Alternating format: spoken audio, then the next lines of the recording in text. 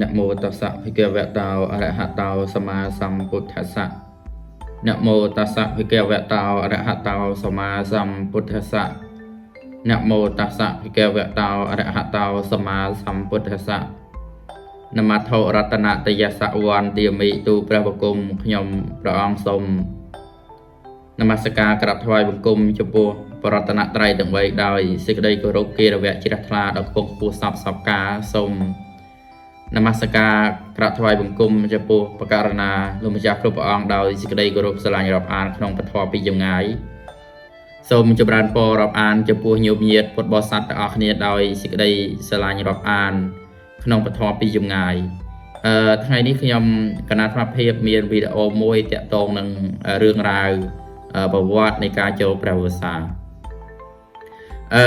មែនតើទៅកាលពី2000ឆ្នាំជាងមុនគឺរដូវភ្លៀងធ្លាក់រដូវវស្សាអញ្ចឹងញាតិញោមអ្នកធ្វើស្រែធ្វើចំការហ្នឹងគាត់តែងទៅមើលស្រែមើលចំការដូចទៅសពថ្ងៃអញ្ចឹងបងអញ្ចឹងគាត់ក៏កាប់ដីទុបទំនប់ដាក់ភ្លឺស្រែភ្លឺអីចឹងទៅស្រាប់តែសម័យថ្ងៃមួយហ្នឹងព្រះភិក្ខុសង្ឃលោកនិមន្តដើរបិណ្ឌបាតហើយសម័យនោះដើរបិណ្ឌបាតមែនដូចយើងតិចអង្គអីចឹងដូចសពថ្ងៃទេព្រោះមានដល់ទៅ500អង្គអីព្រោះដល់ពេលចឹងច្រើនដល់500អង្គអីចឹងទៅទ្រាំមកដើរកាត់លើភ្លឺគេហើយធម្មតាតែភ្លឺទៅនឹងទុបថ្មីផងបងណាកាប់ដីទុបថ្មីផងឲ្យភិក្ខុសង្ឃនឹងលោកនិមន្តដើរបិណ្ឌបាតកាត់វាស្រែកាត់ភ្លឺចឹងទៅក៏ជន់ខ្ទេចរបស់គេចឹងទៅណាម្ចាស់ស្រែហ្នឹងក៏គាត់កើតទោសៈណាក៏ខឹងហើយក៏តេះដៀលចំពោះព្រះភិក្ខុសង្ឃទាំងអស់នោះថាភិក្ខុសង្ឃទាំងអស់នោះលោកណាអត់ស្គាល់ការស្គាល់វេលាអត់ដឹងថារដូវនឹងជារដូវវស្សារដូវភ្លៀងធ្លាក់អីណាតេះដៀលភិក្ខុសង្ឃថាភិក្ខុសង្ឃនឹងអន់ជាងពួកសត្វទៅទៀតពួកសត្វរដូវហ្នឹងដឹងថាភ្លៀងធ្លាក់មានទឹកលិចទឹកលងអញ្ចឹងទៅនៅជំរកនៅអីមិនចេញឆ្វេងឆ្វាយទេដល់លោកសង្ឃហើយហ្នឹងអត់មានជំរកមានអីទេគិតតែពីដើរបិណ្ឌបាតអីហ្នឹងកាត់ភ្លឺស្រែកាត់អីហ្នឹងឲ្យខូចខាតរបស់គេអញ្ចឹងទៅរឿងរ៉ាវទាំងអស់ហ្នឹងក៏បានលេចលឺដល់ព្រះសម្មាសម្ពុទ្ធលេចលឺដល់ព្រះសម្មាសម្ពុទ្ធទៅព្រះអង្គប្រមាលមើលពីពុទ្ធចំនួនមុនក៏ណាព្រះអង្គបញ្ញត្តិណាអនុញ្ញាតឲ្យភិក្ខុសង្ឃនឹងលោកចូលចាំព្រះវស្សារយៈពេល3ខែទើបព្រះសម្មាសម្ពុទ្ធព្រះអង្គណាពុទ្ធារញ្ញាតនិងពុទ្ធបញ្ញត្តិឲ្យព្រះភិក្ខុសង្ឃចូលចាំព្រះវស្សារយៈពេល3ខែនៅក្នុងទីវត្តអារាមហើយការដែលចូលចាំព្រះវស្សារយៈពេល3ខែនៅក្នុងវត្តអារាមនេះណាភាពលំបាកទុក្ខលំបាករបស់ព្រះភិក្ខុសង្ឃមានច្រើនព្រោះដោយសារតែកាលពីសម័យនោះយីពមានតែមួយស្បង់មានតែមួយសពុតងូចសម្រាប់ស្រង់ទឹកហ្នឹងក៏មានតែមួយដល់ពេលលំបាកសពបែបសពយ៉ាងពេលទៅណាឧបាសិកាវិសាខាហ្នឹងលោកយាយវិសាខាហ្នឹងគាត់ក៏បានជ្រាបនៅដំណឹង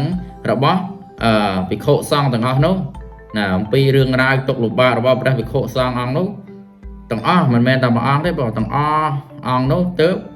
លោកយាយវិសាខាសុំព្រះសម្មាសម្ពុទ្ធណា